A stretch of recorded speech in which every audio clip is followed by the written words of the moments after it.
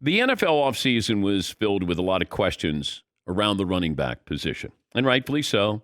There was this crusade campaign. They need to get paid. They need to have guaranteed contracts. Well, after week 2 of the regular season, there's cause for concern that the running back position is exactly what we thought it was going to be. Saquon Barkley, he fought tooth and nail to get that 1-year, $10 million contract. He's played well, injured his ankle, probably going to be out for 3 weeks. Josh Jacobs, similar position. He wanted to get paid, got paid. He had negative 2 yards rushing this last weekend. And then last night, Nick Chubb carted off the field after that scary knee injury. Meanwhile, you have a career-long backup in Raheem Mostert. He had over 120 yards and 2 touchdowns for the Dolphins on Sunday against the Patriots. And Mostert is paid $1.2 million this season. So while the running back position may seem appealing, this season's results are certainly a cautionary tale for the NFL's front office. And you hate to see that with any position, but these running backs, the better they are, the more likely they're not going to get paid, because the logic is, well, you rush for 1,500 yards. That's a lot of abuse on your body. We don't do that with any other position, but we do that with the running back position. Since coming into the league in 2018, Nick Chubb has rushed for 6,500 yards, second most to Derrick Henry. His 48 touchdowns, second most to Derrick Henry. Chubb averages 2.7 yards per carry after contact, the most by any player with at least 200 carries since 2018. And no, it's okay. You can. Wasn't done with the stat of the day, but that's okay. Stat of the day. Stat of the day. Stat of the day. This is the stat of the day. Stat of the day brought to you by Panini America, the official trading cards of this program. But Nick Chubb is going to be done. We don't know if it's season-ending injury. He's had, surgically repaired knee that he injured again last night, and the loss by the Cleveland Browns to the Steelers. Also, the Saints over the Panthers. That was a tough watch. I was trying to get excited about that. Like, two NFC South teams getting together. Throw out the records. And I started watching. I go, I don't know if Derek Carr is good. I think he can be good, but I don't know if he can be consistently good. And I'm watching. I'm just waiting for something to happen here. Bryce Young, he's a rookie. He looked like it. And he's going to be running for his life. Just is. I don't know how good he is. It goes back to what I've said about these quarterbacks. Where you get drafted can be a great indicator of how successful you're going to be. The higher up, the longer it's going to take. It's sometimes when you fall in the draft, you look back on the history of the draft. There are guys who fell. For whatever reason they fell, but they had a better chance to be successful because they were going to a better team. Bryce Young is on a team that's not good. Justin Fields is on a team that's not very good. You're asked to do more. They expect you to do more and do it quicker. And Bryce Young is going to face that this year. Here's his head coach, Frank Reich, talking about his rookie quarterback's performance. I can tell you this, it's certainly, our struggle on offense, it's not one person. Again, we'll look at the film, but, I thought Bryce did some really positive things, made some plays with his feet, made some good decisions, made good throws, showed plenty of things that we want to see. So was encouraged by that. I know how hard it is to play that position. I've been around it a long time, and I know how dependent it is on everything. So we all got to get better. Everybody's got to get better, coaches and players. So that's the way we work through it. Yeah, it's going to be a long year. And Bryce Young, it's a learning year. You just have to be patient. And, your expectation level has to be lowered a little bit. And his might have to be lowered a little bit. But he does have some qualities there that you hope that he's able, and he runs smart. He'll go out of bounds, he'll slide, and he's slight. He is very slight. But, got a great football acumen, and maybe they get some weapons in there. They gave up their best weapon to get the opportunity to take Bryce Young. Back to the Cleveland Browns. with the injury to Nick Chubb. Here is head coach Kevin Stefanski of the Browns. Reports out there from NFL Network that Nick has suffered multiple torn ligaments in his knee. Is that without imaging, I can't say. So significant knee injury. Do you anticipate him being done for the season? I do. Yeah, Adam Schefter put out a report, but it should have been flipped, because when he first put out the report about the injury, he mentioned Nick Chubb had this knee surgically repaired, I think ACL, MCL, PCL, and you would have thought, reading from his tweet, that that's what he suffered last night. And it should have been just, serious injury, or could be season ending, whatever it might be. And then you could say that he also suffered these injuries to that same knee. But it was not, it was poorly designed, that tweet. Deshaun Watson didn't look good. He did talk about the value of Nick Chubb. I know he don't have the C on his jersey, but he's a captain. He's a leader. He's the definition of this team, of this city, of this organization. And we got a lot of holes to fill. While he's away. So it's even tough to even speak on it. And just hopefully we get the best outcome for him. Now, there was a pick six. That's not on Watson, unless you say he threw the ball a little too hard, the opening play. But a couple of penalties on him. The one where he had his hand in the face mask of a Steeler defender almost looked like his hand was caught in there, and he couldn't get it out. The officials saw it and flagged him. But it wasn't a good performance. He got a hall pass last year with Cleveland because we thought, okay, everything that's gone on, going to a new team, trying to get acclimated there. So I think that the analysts sort of backed away from him.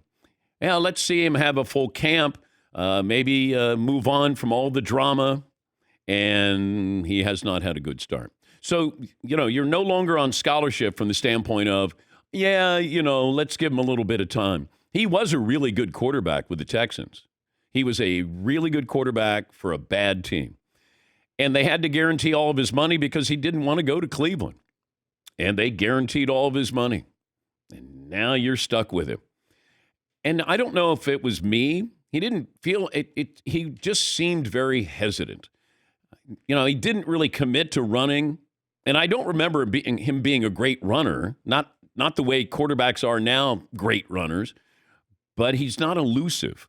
And he just seemed like cautious.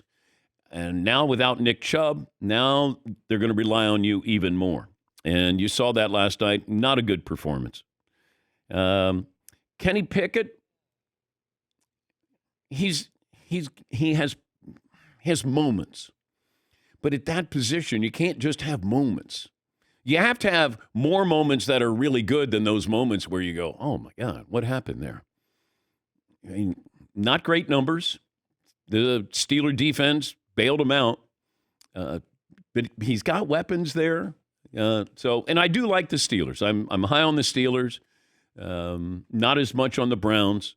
And the Bengals, with the Joe Burrow situation, they're probably going to have to rest him for a couple of weeks just to ensure that they have him for, 3/4 of the season. You got a game with the Rams coming up on Monday night, and I don't think Joe Burrow is going to be playing. Because you have to look at this. This is long-term. This is bigger picture. You don't want to have an Achilles injury here, obviously. But this is where it starts with some athletes, the calf, and then it becomes the Achilles. So let's a preemptive strike with this, sit him down for a couple of weeks, and hopefully he responds to treatment, and then you get him back. But there's no need to have him out there on one leg, giving us the old football try, because you have too much invested in him. So watching last night, certainly the Chubb injury, who's one of my favorite players. He's just 1,500 yards, doesn't say much, not a self-promoter at all, just plays good football. I mean, Sony Michel was thought to be a better running back coming out of college. Nick Chubb is just like, all right, yeah, he's pretty good. No, he's really good. No, he's as good as any running back in football. And that's a huge loss for the Browns. Now, he got a second contract. And I don't know, is he 2 years into that second contract, Paulie? Yeah, he signed, because remember, he did get second-round money, not a ton of money coming out of college. He signed a 3-year, $36 million deal a couple years ago, $12 million signing bonus, $20 million guaranteed. So let's say this injury is really, really serious. Let's say he couldn't continue for some reason. He's going to make $34 million in his career, including this year's salary, which is completely guaranteed. Yeah. And that's a competitive division. I do like the Ravens a lot. I think the Ravens are a Super Bowl contender. And, let's see what the Bengals are able to do. Now 0-2. The Browns with that performance and then losing Nick Chubb. The Steelers are good. This is one of those divisions where I think anybody can win it. And we're probably going to see that sort of maneuvering throughout the season. Somebody's going to be in first, somebody's going to be in second, somebody's going to be in last, and it could be flip-flopped by the end of the year. Yes, Seton. Nick Chubb is going to make in his whole career what Jared Goff is making this season. Yeah. Slightly less than that is Ryan Tannehill this season, and he'll make in his whole career. Yep. Ryan Tannehill's getting like almost $30 million this year. Yeah. It's the position. And I know everybody says, they need guaranteed contracts. This is why they don't get guaranteed contracts, because of the position that they play. If you say this guy's going to have the ball this many times during a game, 25 times. Well, 25 times, there's 11 guys who want to tackle him. A quarterback has protection. Running backs, they run. And sometimes they're running and it's just them. So when you think about it, receivers nobody has this where you're exposed like this. And we're seeing this. Saquon Barkley, that was just like a simple play and a tackle, and then he hurts his ankle. Josh Jacobs, -2 yards. Now you have Nick Chubb. And then what happens is you get somebody who comes in to replace them. And you saw that last night. Jerome Ford. Who? And he's making the league minimum. And he looked really good. You can find it. Marvin always says it's like finding the guy who can shoot threes and play D. Like a 3-and-D guy, you can find those guys. There's a lot of those guys floating around. You can bring one in. That's what the running back position is. It's like, he's out. All right, we'll find somebody. And then you normally do. Yeah, Paul. Yeah, you're right. There's no worse weekend for the cause of NFL running backs than what just happened the past 2 days. Barkley, they give him a raise, he's out. Nick Chubb, he gets the big deal. For a running back, he got a big deal, and he's out. His running back is the backup guy, runs for 6.5 yards a carry. Yeah. And it's not gonna get better, probably get worse. And I hate, nobody likes to see that. Even if you're a Steeler fan, you don't like seeing something like that. No. And, I don't know if it was a dirty hit or not. I know that they spent a lot of time talking about the injury. They didn't show the injury again.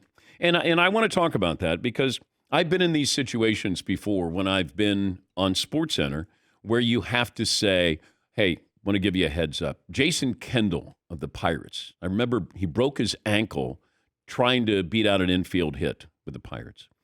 And, so we have the highlights, and then you got to, make a educated decision where you're trying to protect the people who are watching this. I remember Jason Kendall was upset at SportsCenter because we did show it. I remember having a conversation with him, and he was disappointed that, we showed that. There's certain injuries. A Louisville basketball player, what was it, Kevin Ware? And, gruesome injury in the tournament, broke his leg. And Willis McGahee, I was there for that injury. He blew out his knee. You see these moments, and then you want to know, can I show it? How do we show it? Do I give you the disclaimer there? But there's a difference, I guess, in sports journalism and then news journalism. I side more with the news journalism of, I'm going to show you this. It can be disturbing here, but, we're here to chronicle this. We're here to talk about this. You try not to make it, salacious here. And hey, let's show it again at this angle. I think you have to be fair to the story that you're going to show it once. Yes, Todd. And you could protect yourself, I guess, a little bit by saying, for those of you weak of heart or have a queasy stomach, we're about to show you something you may want to look away. But that certainly doesn't help at a sports bar where you're not going to hear that and you're going to show it and all of a sudden you're going to see something you may not want to see.